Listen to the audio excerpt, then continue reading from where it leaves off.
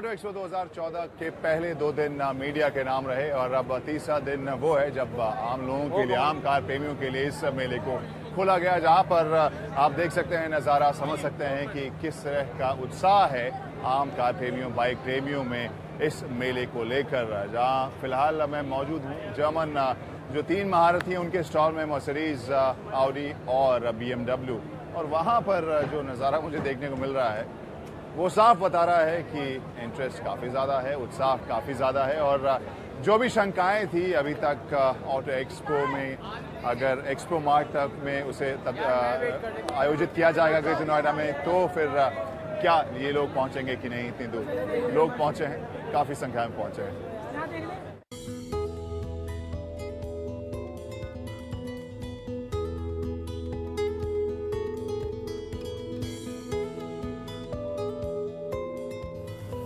मौजूद है मोटरसाइकिलों की दुनिया में। यहाँ पर शोरगुल से आपको लग रहा होगा कि म्यूजिक काफ़ी लाउड है और काफ़ी रंगारंग माहौल है।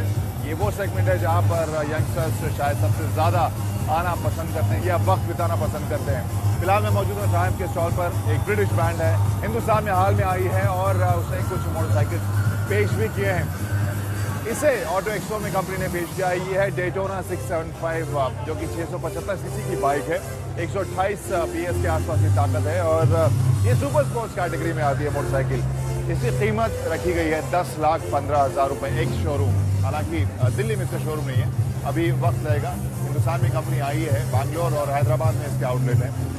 मार्च के अंत तक 2-3 और आउटलेट्स हम सुन रहे हैं कि खुलेगी और देखते हैं कि हम किस तरह से इस मोटरसाइकिल का रिएक्शन देखते हैं बाइक प्रेमियों के बीच।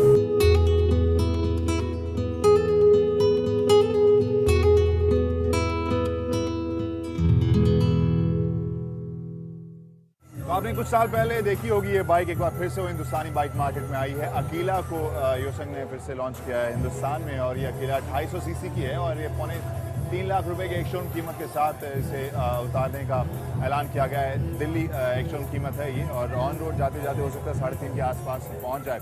और ऐसे में ये ज़रूर सवाल उठता है कि आखिर इसमें वो कौन सी खूबियाँ हैं जो हिंदुस्तानी बाइक प्रेमियों को मजबूर करेंगी इस बाइक की तरफ जाने के लिए, क्योंकि इस सेगमेंट में हाल फिलहाल में बहुत ज़्यादा कंपटीशन बढ़ा है। लेकिन ये आपको बता दें कि ये 250 सीसी की मोटरसाइकिल है। इसमें लगभग 26 bhp की ताकत है, लगभग 22 न्यूटन का टॉर्क है और जो लुक है पूरी तरह से क्रूज़र वाला है। और ये वो सेगमेंट है जहाँ पर हाल फिलहाल में हमने काफ़ी बढ़ोतरी ज़रूर देखी है। देखते हैं किस तरह से इसका प्रदर्शन होता है, योसन को फ़ायदा पहुँचता है कि नहीं एक बार फिर से पैर जमाने में हिंदुस्तानी बाइक मार्केट में। पारंपरिक तौर पर अगर देखें तो ऑटो एक्सपो में कमर्शियल व्हीकल्स के स्टॉल में थोड़ी सी रौनक कम रहती थी, क्योंकि प्रगति मैदान में जो हॉल्स होते थे दूर दूर होते थे और वहाँ पर लोग कई बार नहीं भी जाते थे। लेकिन इस बार चूँकि मामला सिमटा हुआ है और सभी हॉल्स एक दूसरे से नज़दीक हैं और इस वजह से शायद बहुत से लोग यहाँ भी आए हुए हैं। रौनक कमर्शियल व्हीकल्स के इलाके में भी दिख रही है। तो कुछ बढ़ते हैं आगे एक और गाड़ी की तरफ, जिसे मैंने आज जब देखा तो देखते ही लगा कि इसे मैंने कहीं देखा था पहले, लेकिन पहचान में नहीं आ रही है। जब उसका नाम देखा तब समझ में आया कि मामला दरअसल क्या है, कौन सी गाड़ी है ये और क्या बदलाव है उसमें, अब आपको बताता हूँ।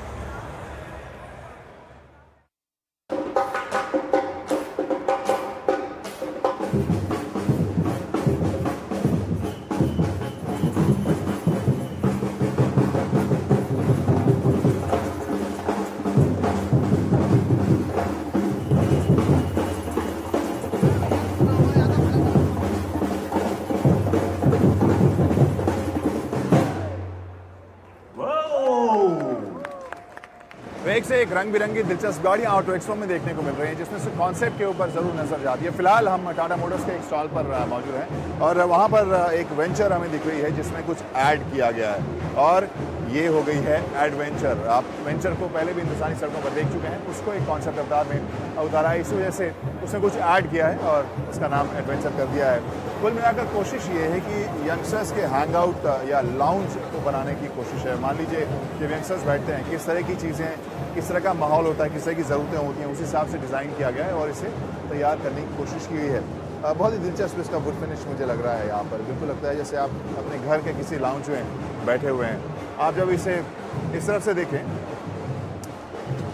इधर से तस्वीर थोड़ी ज़्यादा साफ़ होती है। 4 सीटें हैं और सीटें जो हैं वो इस तरह से डिज़ाइन की गई हैं जो आमतौर पर हमने हमेशा कॉन्सेप्ट गाड़ियों में इस तरह की सीटें ज़रूर देखी हैं। एक्चुअल गाड़ी में तो दिखती नहीं है, लेकिन कोई बात नहीं, ये कॉन्सेप्ट है। तो यहाँ पर एक और चीज़ देखने को मिल रही है, वो है कॉफ़ी मशीन और 2 टैबलेट तो आप देख ही रहे हैं, साथ में बीच में एक टेबल भी है एडजस्टेबल।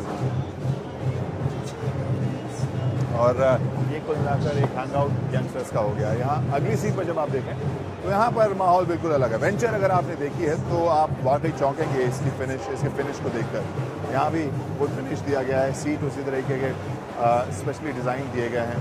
एक टैबलेट बेसिकली आपको मल्टीमीडिया डिस्प्ले दिखा रहा है वहाँ पर, और स्टीयरिंग व्हील भी काफ़ी आकर्षक लग रहा है। तो कोशिश कंपनियों की ये होती है कॉन्सेप्ट के ज़रिए कि वो समझा सकें कि उनके डिज़ाइनर्स किस तरह से काम कर रहे हैं। डिज़ाइनर्स क्रिएटिव तरीके से कुछ नई नई चीज़ें गाड़ियों में डालते हैं। हो सकता है ये गाड़ियाँ आएँ, हो सकता है ना भी आएँ, ज़्यादातर केसेस में नहीं आती हैं, लेकिन बावजूद इसके ये पता चलता है कि कंपनी की दिशा क्या है और कंपनी क्या सोच रही है।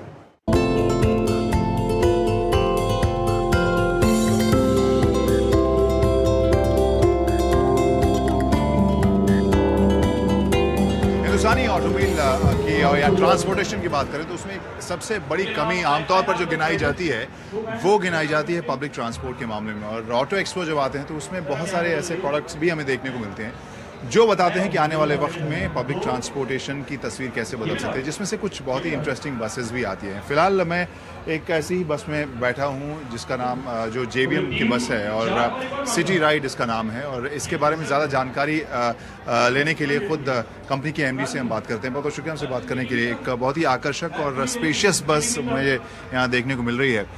क्या खासियत है और किस तरह से आप देख रहे हैं हिंदुस्तानी पब्लिक ट्रांसपोर्टेशन को बदलते हुए? पहले के सिनेरियो में ऐसा होता था कि जो बस है लोग उसी में ट्रैवल करना पसंद करते थे। आज के दिन जो बसें लोग चाहते हैं वैसी बसें कस्टमर को देनी चाहिए, और ऐसी बस देने के लिए हमने करीबन 3-3.5 साल पहले इस पे काम करना शुरू किया। और हमारा मेन फोकस था कि किसी भी ग्राहक की कंफर्ट, बस की रिलायबिलिटी और ड्यूरेबिलिटी, और उसमें he is feeling a car like comfort. उसके लिए हमने ऐसे फीचर्स यूज़ किए बस में, जैसे कि इंडिपेंडेंट फ्रंट सस्पेंशन।